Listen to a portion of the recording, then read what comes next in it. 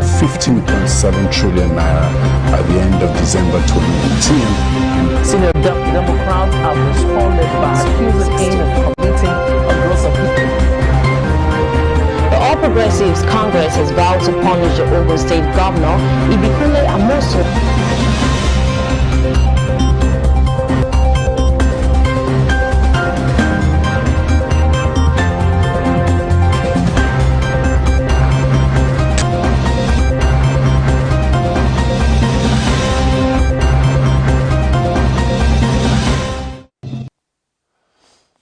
It's a warm welcome to Celebration Television News Desk. I am Nicholas Akosile. Walter, here are the news making the headlines. There is a place in God that guarantees safety, says Apostle Johnson Suleiman. Nigerian presidential candidate cast votes in historic runoff election. Boris Johnson to unveil cautious plan to lift England's lockdown. Nigeria has $5.83 billion undisbursed foreign loan, says the MO. Man United bounce back to beat Newcastle. Please stay with us as we bring you details about news after the short break.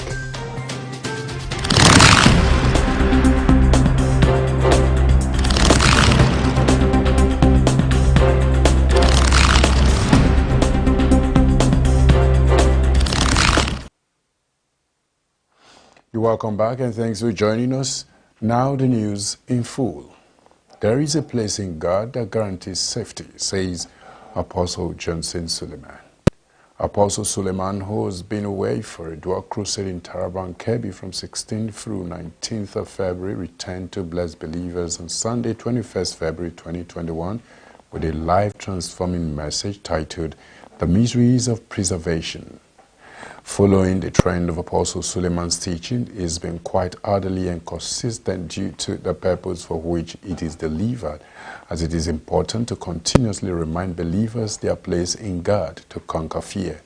Although preservation being the significant major in his teaching, made believers understand that preservation is what guarantees divine remembrance for security.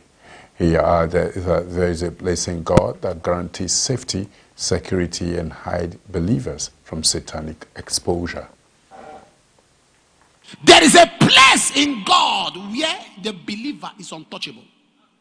There's a place in God where the believer is unreachable. The onslaught of hell can't access you. There's a place in God. It is not a physical location, it's a spiritual dimension. There's a place where God hides a man and it becomes unavailable for the reach of harassment.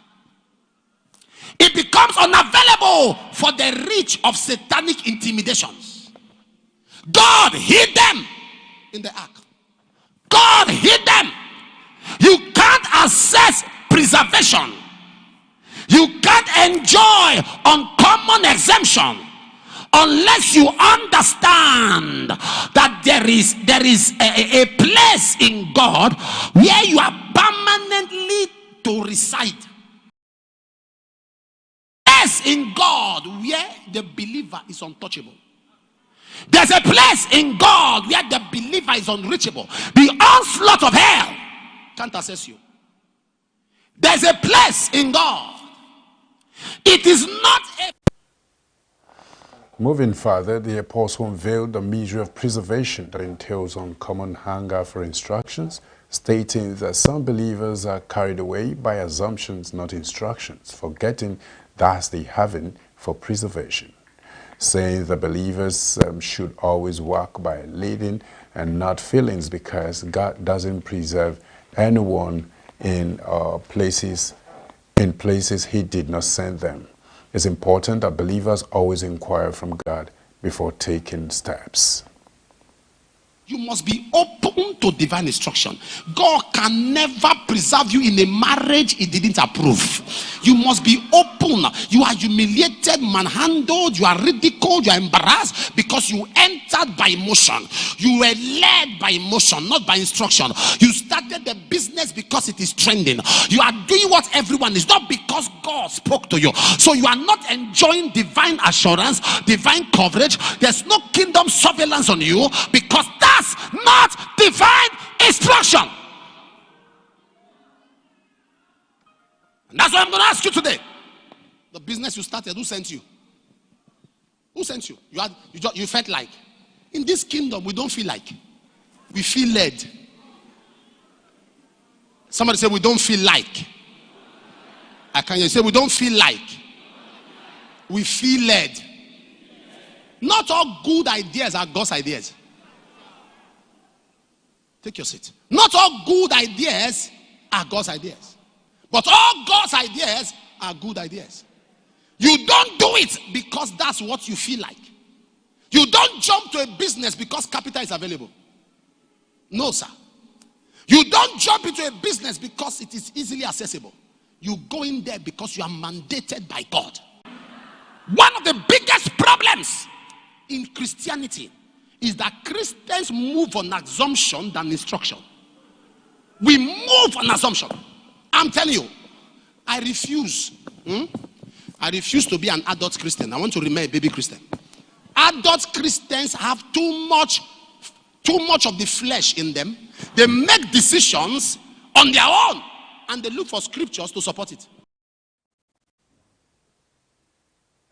Other mysteries of preservation, the apostle unveiled the common availability of self and the importance of involving God in all that a believer does.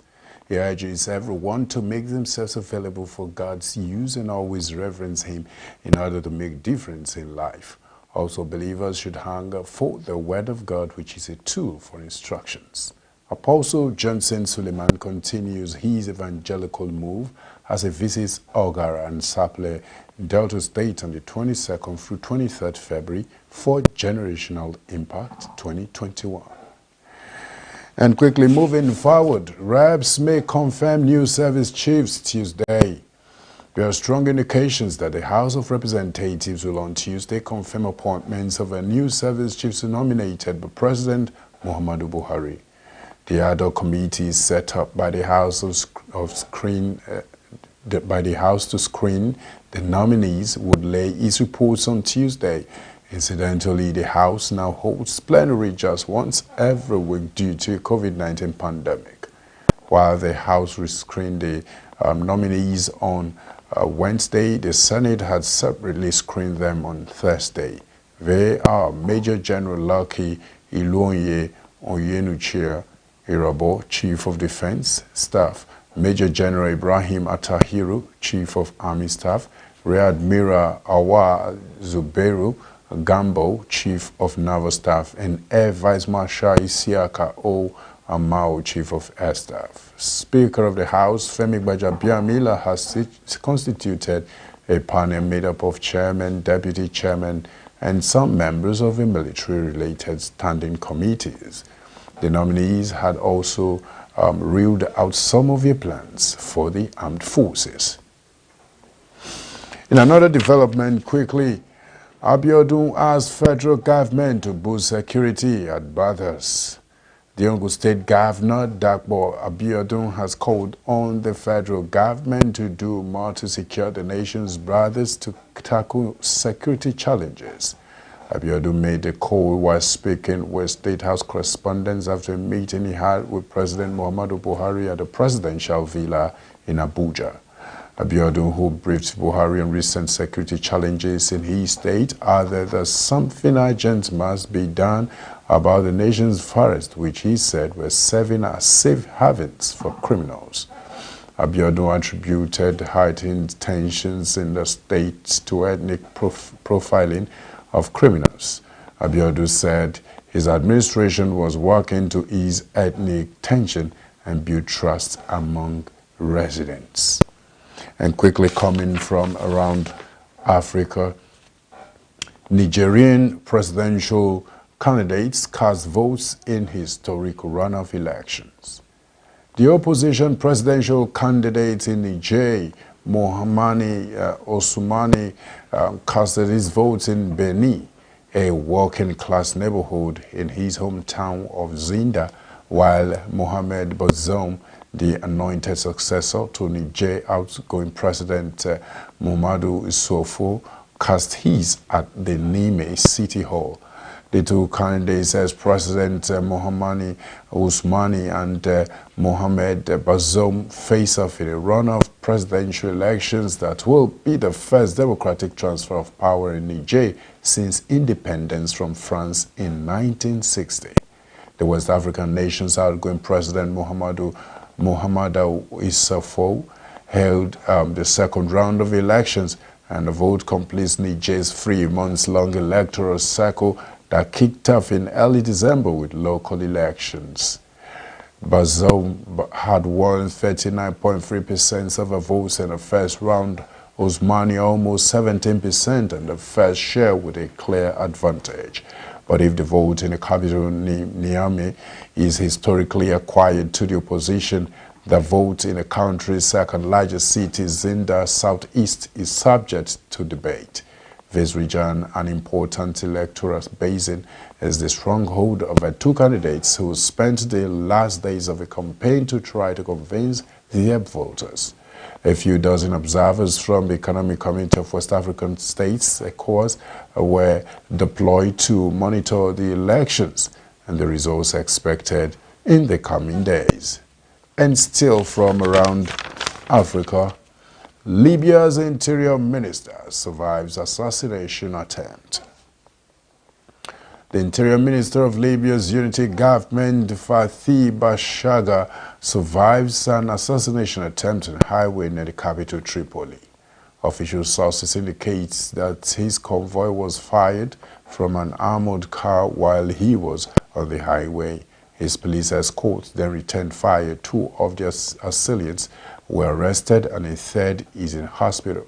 A reliable source indicated that the minister is fine, and Bashaga, a heavyweight in Libyan politics, was returning from a routine visit to a new security unit overseen by his apartment. The 58-year-old has served as Interior Minister in the Government of National Accord since 2018 and has staked his reputation on battling corruption. Libya has been riven by violence since 2011 NATO-backed uprising that toppled and killed dictator Muammar Gaddafi. 2 rival administrations backed by an array of militias and foreign powers have vied for control of the oil-rich country. Bashaga had been seen as a favorite to lead a new interim government under UN-led peace efforts following an October ceasefire last year. The post final went to businessman Abdul Hamid Debye, a 61-year-old engineer who has called for reconstruction, democracy, and reunification in Libya. We'll go on a short break. When we'll come back, we'll bring you updates from the United Kingdom. Please stay with us.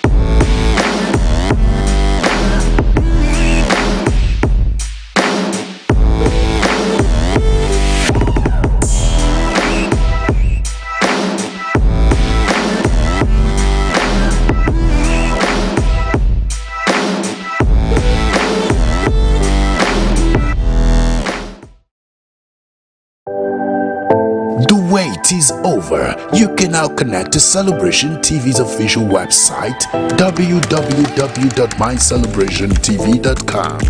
Specially designed for your satisfaction, you get to access a lineup of inclusive contents and programs of Celebration TV. Get the latest updates and news stories from our news desk. Be kept abreast on infos about all outreaches and events of the Resurrection Apostle Johnson and Dr. Lizzie Suleiman. Watch Celebration TV on the go via our 24/7 live streaming service. With all these and more, we make your partnership with us as we take the gospel around the world way easier with just a click. Hurry now. Visit www.mycelebrationtv.com.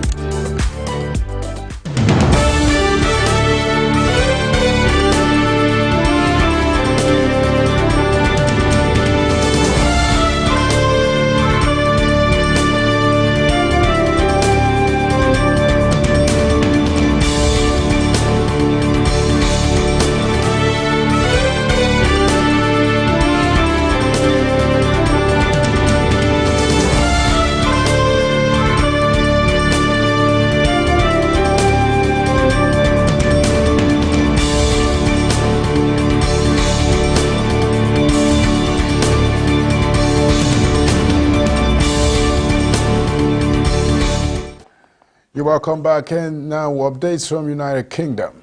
Boris Johnson to unveil cautious plan to lift England's lockdown.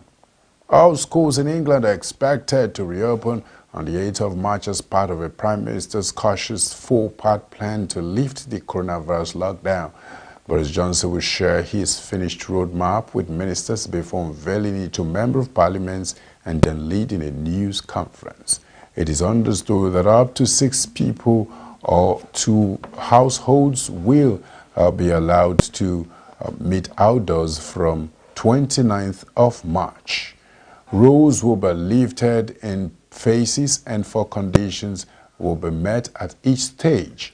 Although schools are set to reopen to all pupils on the 8th of March, is thought a few days flexibility may be built in to allow measures like testing to be put in place.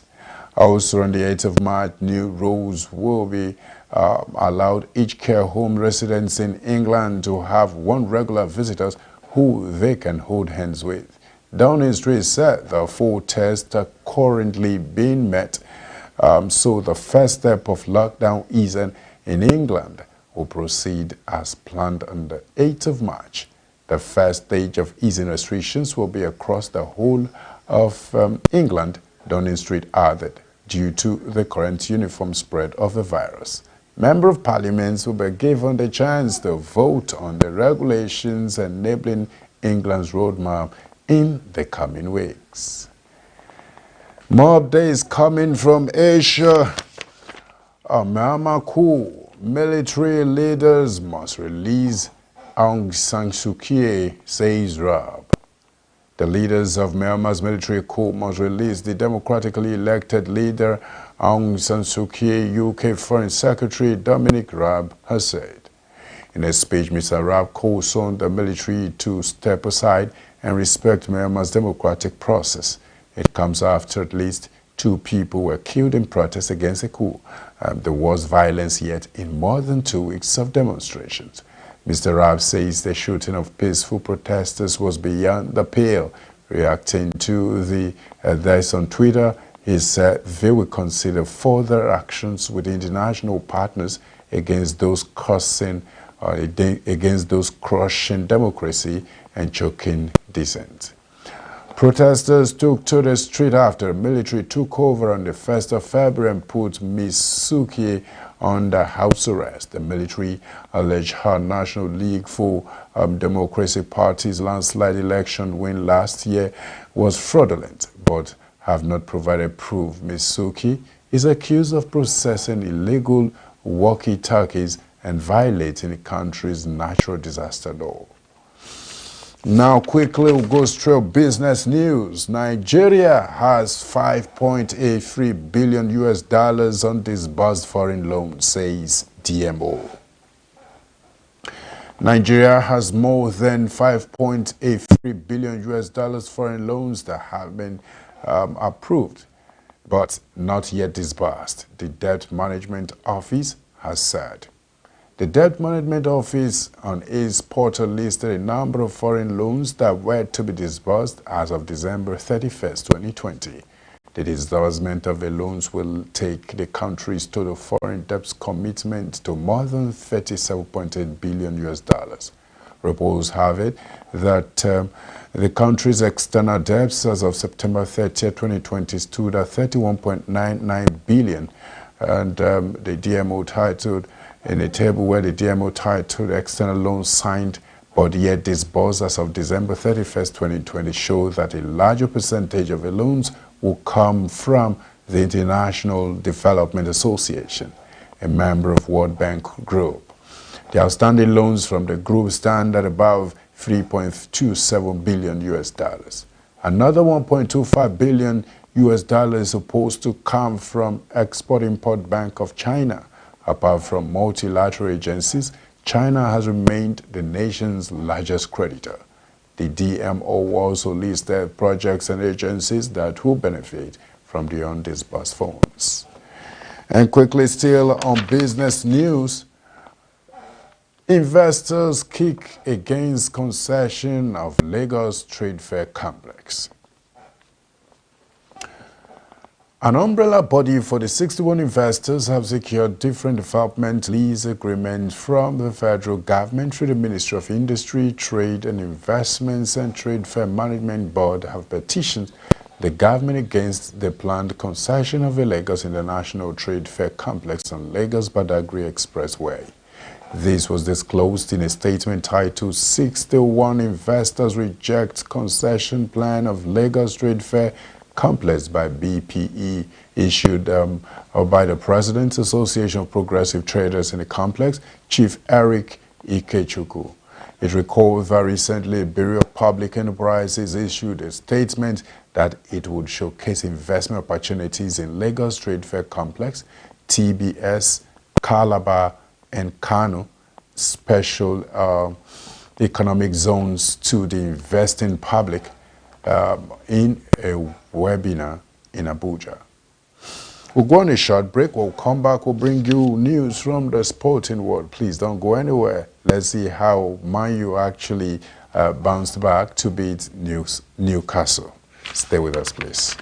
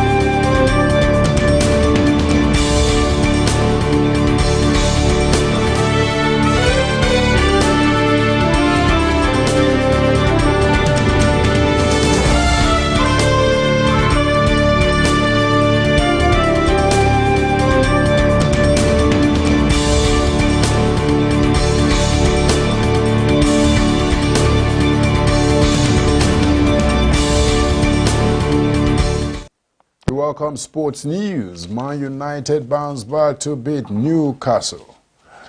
Bruno Fernandes and Marcus Rashford were on target as Manchester United deepened Newcastle's relegation fears with a 3-1 win on to move back into second in Premier League. The Red Devils had won just one of their previous 5 league games to allow Manchester City to open up a 10-point lead at the top of the table and needed their star men to paper over the cracks of another unconvincing performance. Rashford's thunderous near post strike to open the scoring was quickly cancelled out by Alan Saint-Maximin for the visitors. However, Fernandes teed up Daniel James to restore United's lead before the Portuguese playmaker struck home a penalty for his 22nd goal of the season. Victory takes Ole Gunnar's men back above Leicester on goal difference as their closest challengers to runaway leader City. Crucially, United also open up a 6-point lead over 5th place Chelsea in the battle for a top 4 finish on a weekend when Chelsea, Liverpool and Tottenham all lost ground. After a blistering start to his United career last season, James has struggled for game time, but the Welshman has now scored in his last 3 appearances as he blasted past Darlow from close range just before the hour mark. Still on sports news, quickly, Inter beat AC Milan 3-0 to extend Serie A lead. Inter Milan beat City rivals AC Milan 3-0 to extend their lead at the top of Serie A as Lautaro Martinez scored a double with Romelu Lukaku also on target. Inter opened up a 4-point lead over their second-place opponents as Antonio Conte's side targeted first league title since their unprecedented treble under Jose Mourinho in 2010. Lukaku was on top from the Belgian, playing a role in Martinez's 2 goals on 5 and 57 minutes before scoring his 17th goal in the league this season to move up to the Serie A scorers chart. Milan, chasing a first Scudetto since 2011, fell to back-to-back Serie A losses for the first time this season, with their title push suffering another blow with 4th defeat in 8 leagues game. The match was played behind closed doors at the San Siro because of a coronavirus pandemic, but that did not stop thousands of fans gathering outside the stadium for the final Milan derby of the season. It was the 3rd derby of the season, with Milan winning the first 2-1 in the league. Inter won a very Italian Cup quarter-final by the same score line, a game overshadowed by Zlatan Ibrahimovic and Lukaku squaring off and trading insults with the Sweden later sent off. And Conte's side came out firing with Lukaku powering down the right flank. And that has brought us to the news, to the end of the news on Celebration Television News Desk. In case you're just joining us, here's a news headline recap. There is a place in God that guarantees safety, says Apostle Johnson Suleiman. Nigerian presidential candidate cast votes in historic run of elections. And Boris Johnson to unveil cautious plan to lift England's lockdown. Nigeria has $5.83 billion on disbursed foreign loans, says DMO. And Man United bounce back to beat Newcastle. And we have a photo of the day.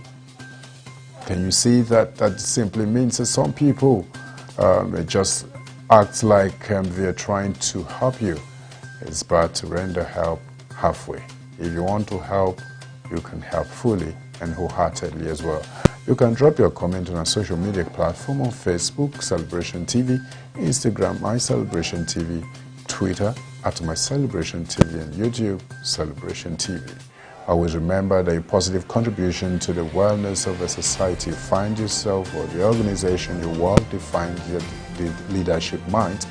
as an individual who knows what to do and do without expecting to be pushed has bugged his way to success. Be it known today that everything we do, think, feel, and believe either has a positive or negative effect on humanity and our national well-being. Be a part of nation building today. Thanks once more for staying with us on the news desk. I remain Nicholas Akosile Walter. Thank you.